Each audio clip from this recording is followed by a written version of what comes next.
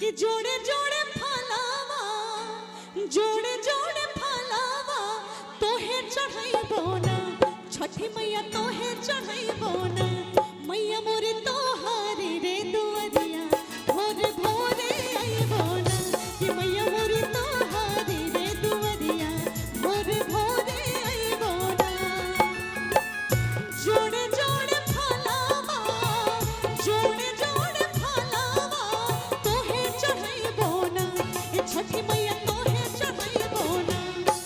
बोलिए छठी मैया की, बोलिए छठी मैया की। और जो छठी मैया के नाम पे ठुमका नहीं लगाया समझो उसने जीवन में कुछ नहीं पाया। छठिया मैया से बजावा ही तो कहीं नहीं बजावा ही ना चाहिए कहीं नहीं कि छठी मैया तोहे चढ़ाइबो। देखिए एक बार ठुमका लगा के दिखाइए कि छठी मैया तोहे चढ़ाइबो। ऐसे कर दिए कि छठी मैया तोहे चढ़ाइबो कि मैया मोरे तोहारी रे दुआरिया भोरे भोरे आइबो ना कि मैया मोरे तोहारी रे दुआरिया भोरे भोरे आइबो ना।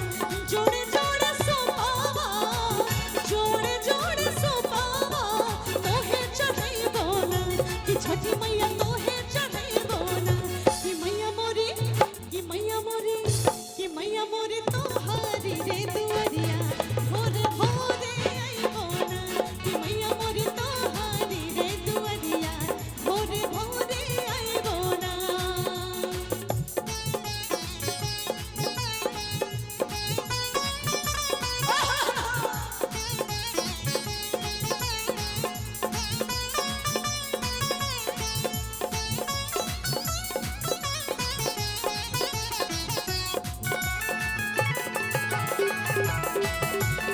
बोलिए छठी मैया की।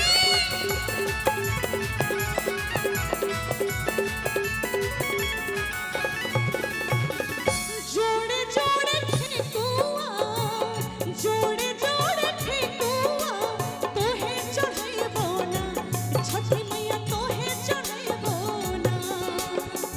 जोड़े जोड़े ठेकुआ जोड़े जोड़े ठेकुआ तोहे चढ़ाइबो ना ए छठी मैया तोहे चढ़ाइबो ना कि मैया मोरे तोहारी रे दुआरिया भोरे भोरे आइबो ना कि मैया मोरे तोहारी रे दुआरिया भोरे भोरे आइबो ना।